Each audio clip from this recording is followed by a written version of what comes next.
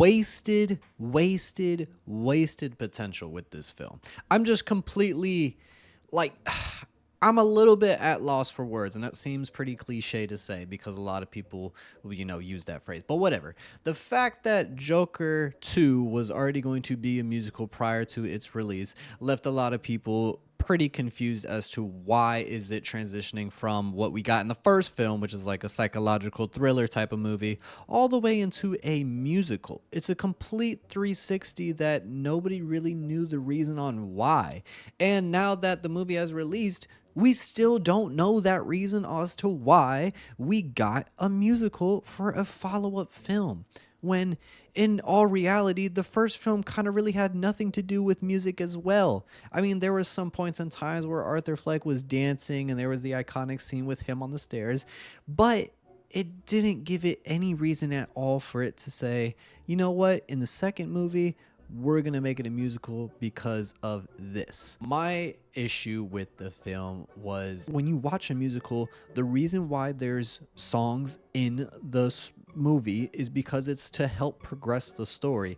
None of the songs really helped progress the story. Yeah, there was some songs that had to do with, the clown or I'm the Joker and stuff like that, but it just didn't help push the story at all. Me giving you my full review, I'll just sprinkle in my thoughts as we do this video of reading the worst reviews for Joker Folie, Deux. We are going to be reading the worst reviews from the critic side and reading the worst reviews from the audience side. But before we get into that, let's look at some numbers real quick. So here we are right now. 33% of the critics recommend that you go watch this film, and 31% of the audience recommends that you go watch this film. Now, I feel like as a person who is very interested at learning what the critics and the audience do think, I feel that nowadays, and I feel like in this day and age, a lot of people are really only taking the audience's side. So whatever the audience's score is, that's the one we kind of really listen to. Us audiences like to beef a little bit with the critics, and it's kind of always a back and forth thing. But knowing that the audience score is way lower than the critic score, that should say a lot. Let us compare to its predecessor, Joker 2019. 68% of the critics recommend that you go watch this film, and 89% of the audience recommends that you go watch this film.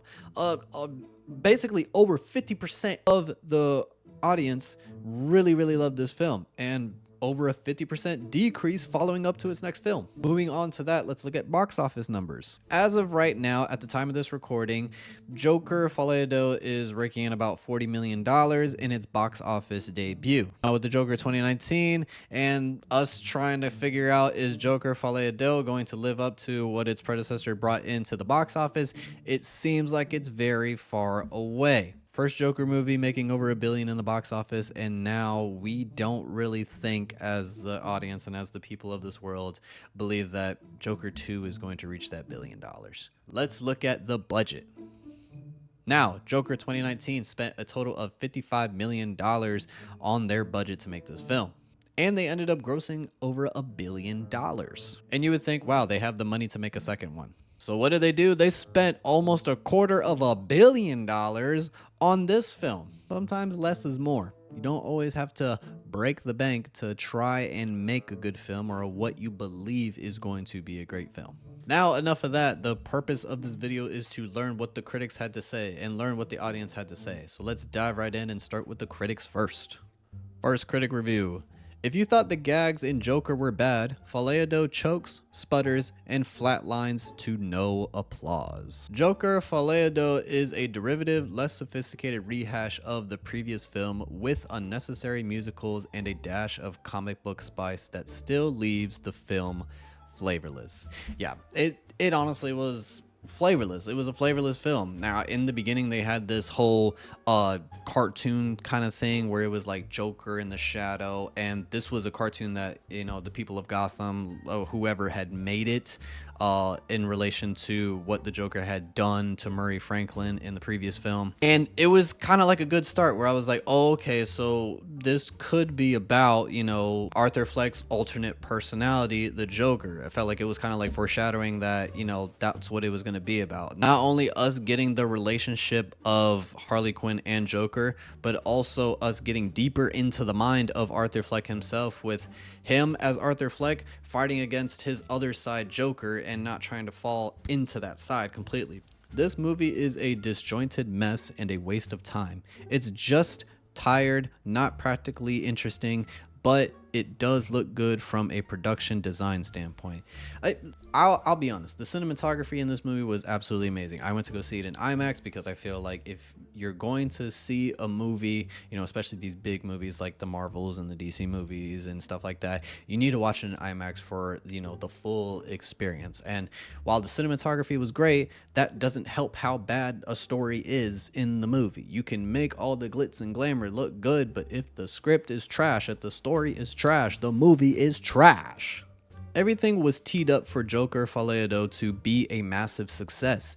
It ends up being one of the most egregious misfires in recent movie memory. It really was. The thing about it was that the trailer looked amazing. I was almost convinced. I was almost convinced I said, you know what? Maybe Todd Phillips knows what he's doing with this whole musical thing. Now, it still threw me off that the fact that they were making it a musical. But, you know, looking at everything, you would think, oh, okay, maybe this could work. And man, oh man, was I wrong. I'm glad I didn't fully commit to thinking that it was definitely going to work and me really believing that this was going to be a good film. I was very split down the middle. An amazing idea on paper. However, Phillips can't help but continually call back to the stylized imagery of the first film, which somewhat undermines his thesis and ultimately rings hollow. It wasn't an amazing idea on paper. No. The fact that, you know, if you look at it on paper and you see that Joker 2 musical, that doesn't sound like a good idea already on paper. So I'm going to have to fully disagree with you of it being an amazing idea on paper. It just didn't make sense to begin with in the first place before we even got a trailer. But then again, I did say the trailer looked good. There are parts where it seems like Joker Folie is going to work. The musical numbers stop the movie in its tracks. There is not enough choreography or production to make them memorable. No, and there really wasn't. I mean, like, yeah, they had like pretty interesting set pieces or whatever, but it just seemed pretty lazy, you know? And when they did get to the parts where they were singing, I was just like, oh, they're singing. Okay. It just didn't make sense. You could have done without the singing. We need a rewrite. We need a do-over. Can we not give Todd Phillips a do-over on this? Because man, this leaves a bad taste. And, you know, people who are really big fans of the Joker in 2019's mouth. This leaves a horrible taste. And this is the worst way you could have went out for your last film in DC, Todd Phillips. That is enough of what the critics had to say. Let us move on into the audience. My favorite part of the videos in doing this because the audience does not hold back. I watched the first Joker and thought it was a masterpiece. This movie is terrible. The musical element doesn't work. The story is terrible and so is the ending. I don't know what these guys were thinking with this movie. It makes the first one seem pointless to be made and it's a shame. You ever heard of the phrase, you know, it's like taking a step backwards? We took more than a step backwards. It seemed like he completely turned the other way and started sprinting in the opposite direction with this. This is a good one. Ridiculous, completely unserious film that makes me angry. That the first that makes me angry. That the first film had such acclaim, zero emotional gravity. I wish I had gone with my instincts and went to see Megalopolis. It couldn't have been any worse. I saw the little Megalopolis thingy. First of all, if you spelled that wrong, I don't even think that's how you spell Megalopolis. But I didn't want to go see that movie, and I think it's probably going to be just as bad. So I would read this one, but it's a spoiler one, and you know I probably spoiled little bits and pieces already, so we're going to move on. Simple and to the point right here. Joker is not musical. Joker is not musical. Honestly, I was so excited to see this and left the cinema feeling so disappointed the whole time. I was thinking when was the action going to start and it never came. Nevertheless, I thought the acting was brilliant. Joaquin Phoenix has got to be one of my favorite Jokers and I think his performance was excellent. It's just a shame the film wasn't up to standards. Look, this is what I'll say.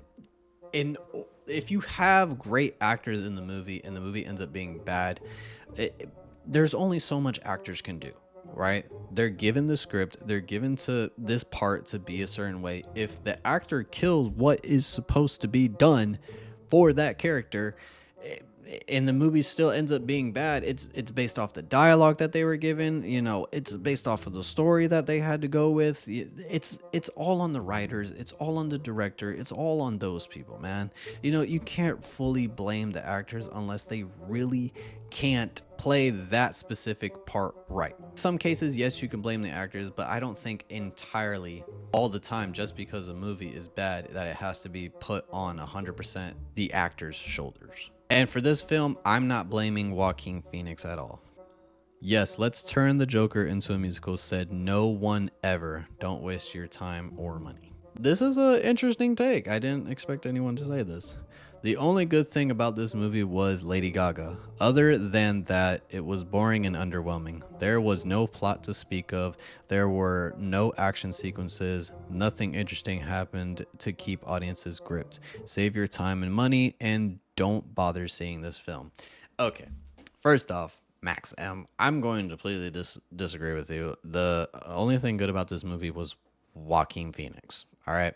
The only thing good about this movie, and even then, I mean, this wasn't his best performance as Joker, by far. Lady Gaga, I'll be honest, like Harley Quinn seemed a little bit pointless being there. I think this movie could have been made without having to use Harley Quinn. You didn't need to put Harley Quinn into the mix of this, right? We could have gone a completely different route. We didn't need Harley Quinn. We didn't need the musical stuff in this whole thing. And I'll be honest, Lady Gaga's acting in that movie was pretty meh. She was only there to sing the songs, so that way we didn't have to watch 2 hours of Joaquin Phoenix singing. Constructive thought. If you're watching a movie and it's a certain genre, right? The first movie was like a psychological thriller. It was a real dark film, right? And then we hear that we're getting a sequel to that type of movie and it ends up being a musical, right? First off, that doesn't throw you off a little bit to be like, okay, in no way, shape, or form did it give us any direction to the first film for it to be like, all right, it's going into the musical direction. Okay, first, that makes no sense as to why we were getting the second film that is, as a musical. Everything in there made no sense.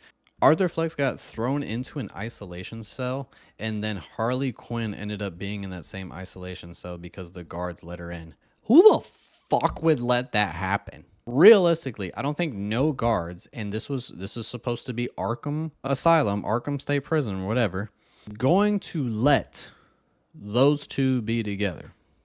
Logically. First, that didn't make sense. Second, if you watch how Joker acted the entire time in that courtroom, he looked like a complete idiot. Joker is not an idiot. The character Joker is not an idiot.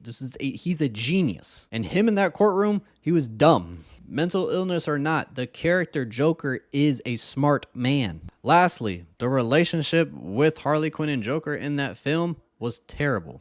She checks herself into a psych ward, then checks herself out of a psych ward, then says that she's gonna like fall in love with this man, and then she's not gonna be with this man anymore, and this, that, the third. Like, what? It's like they threw in like an idea from a boring chick flick movie. That pretty much wraps it up right there. If you guys haven't went to go see the movie, it's a one-time watch. Like if you're that curious to go see the movie, it is a one-time watch type of thing. Maybe you might like it. Maybe you might agree with me and not really like the film at all. It's a different take. It's a different take on what we had got previously. Now, we're not saying that the second film always has to, be a carbon copy of the first film. No, add some new elements, this, that, the third. But don't make it so different to the point that it makes no sense. You know what I'm saying? If you made it all the way to the end of the video, go ahead and hit that subscribe button. Leave a like on this video because it helps out so much. Or if anything, leave your honest thoughts of the movie down below into the comments section, and stay tuned for more videos like this.